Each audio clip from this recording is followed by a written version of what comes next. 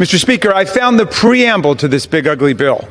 We, the billionaires, and our king, in order to deform and sicken our union, establish injustice, ensure domestic servility, weaken our people's defenses, undermine the general welfare, and reserve to ourselves and our posterity staggering debt servitude for eternity, do hereby instruct the Republicans in Congress to strip 17 million people of their health care, increase co-pays, deductibles, and premiums for everyone else.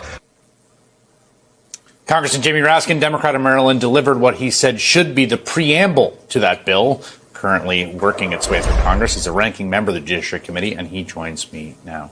Congressman, let me just first start by your understanding of where things do stand with this bill. It's up in the air. We've been sent home for the night. There are at least three groups of Republicans who are acting very recalcitrant and evasive. One are those who are saying that this is an absolute debt exploder, and they spend all their time talking about reducing deficits and debt, and this will add $3.5 or $4 trillion to the debt. A second group is those who are really afraid, if not for moral reasons, then at least political reasons, of what it means to throw 17 million people off of Medicaid and 42 million people off of nutrition assistance. So they might be afraid for their election, or they might be having some pang of conscience about it. And the third are those who learned from the Senate that they should hold out and try to shake Trump down for whatever it is they can extract for themselves or their particular political groupings or their district. Donald Trump is in full-blown meltdown mode because his big, ugly bill, the least popular piece of legislation in history, is being ripped apart all across the country, and it'll be the end of his presidency. And someone who has communicated that may be better than anyone is Congressman Jamie Raskin, who has clearly upset Donald Trump because what he had to say about his big, ugly bill triggered Trump into a truth social meltdown that we are going to get into. And then check out how Jamie Raskin fired back. But before we do, if I could quickly ask you to leave a like on this video, and if you haven't already and you enjoy our channel, to hit that subscribe button because it goes a long way in supporting our channel. Now let's take a look at what Jamie Raskin had to say to trigger Trump's meltdown. So that's what's creating this long holdup. The shocking thing is they allocated only 1 hour of debate, 30 minutes on each side, to this entire bill, which will be absolutely life-changing for basically everybody in America. 1 hour of debate, and then they've kept us waiting around for 6, 7, 8 hours. We could have been debating the bill and talking about its provisions, but they would prefer to just have everybody, wandering around in the dark and eating bad pizza all night. There was this exchange that happened today reported by the outlet Notice, and I wanted to get your thoughts on it because it, to me, kind of epitomizes everything about where we are. According to three sources with direct knowledge of the comments, this is Trump meeting with the holdouts. The president told Republicans at this meeting, there are three things Congress shouldn't touch if they want to win elections: Medicaid, Medicare, and Social Security. But we're touching Medicaid in this bill, one member responded to Trump. According to the three sources, we don't know what Trump said back. What do you make of that? Well, there's a lot of discussion on the floor about whether or not Trump really understands what's in this bill or not, and whether he's out of it. And the extraordinary thing about that is that, of course, all of these people have gotten in line despite their own misgivings because Trump is leading the way, but Trump might not even understand what's in the bill. So it's a very dangerous moment when you think about what democracy is, and it doesn't speak well for what has become of the Republican Party. Now, some people think that, it's just Trump's devilishly clever politics where he's already distancing himself from a bill that he knows will be a nightmare, and then he'll blame it on somebody else for not having told him what was really in there. We don't know. But the point is that we should, as a society, be able to step back from this and say, look, if it's a great bill, let's take 2 weeks and explain to everybody how great it is. And if it's a terrible bill, let's get rid of it and let's start all over again. Yeah, and I think, I mean, my read on this is that he doesn't really care that much one way or the other, and certainly doesn't care enough to spend the time to understand, like, the distributional consequences of the Medicaid provisions. Like, there's no way that if you sat him down, he could talk you through what's happening here. But the other thing that I wanted to ask you about is, part of what's so weird to me is we had, you know, the first few months of his administration and Elon Musk with his chainsaw at Doge and Russ voted OMB, who basically have staked themselves on the constitutional principle that spending decisions for Congress are simple advice. They're sort of suggestions. And then the executive can do with them what they want. And it's very weird to be legislating under those circumstances to me. Like, all this ICE money, right? Like, presumably some future Democratic administration could be like, no, we're not spending it. Like, it doesn't seem to have ultimately sunk into Congress that they have allowed so much power to accrete to Trump and the executive. Well, the Democrats understand it because, of course, what he's doing is sabotaging all of the legislation that we've either gotten passed with President Biden or that we've fought for in some kind of compromise with the Republicans. And he thinks he's got the power just to impound it, thwart it, redirect it.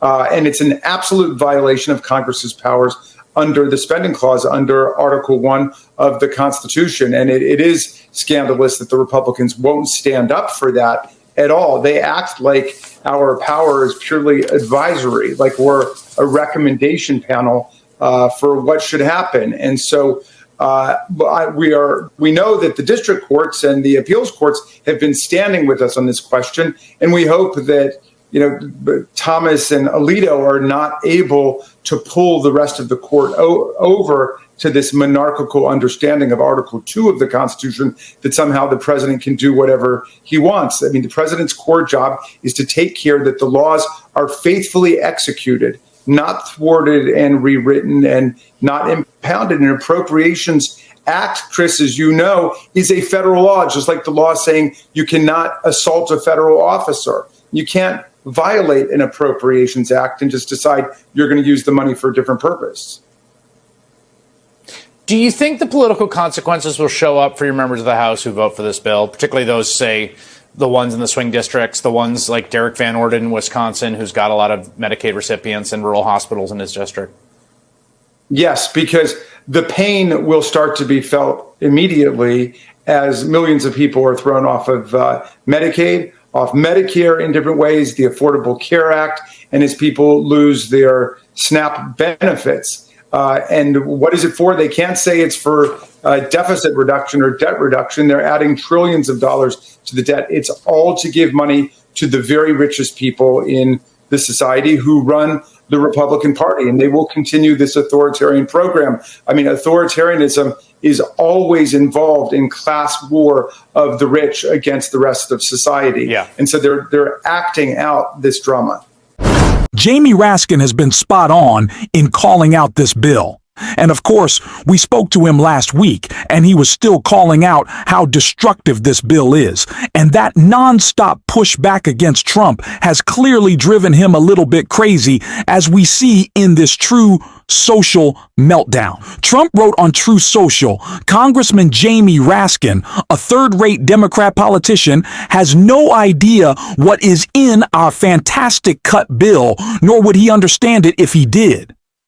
The dope has been consistently losing to me for years, and I love watching his face as he is forced to consistently concede defeat to Trump. And tonight should be another of those nights. Raskin is a bad politician and a total loser.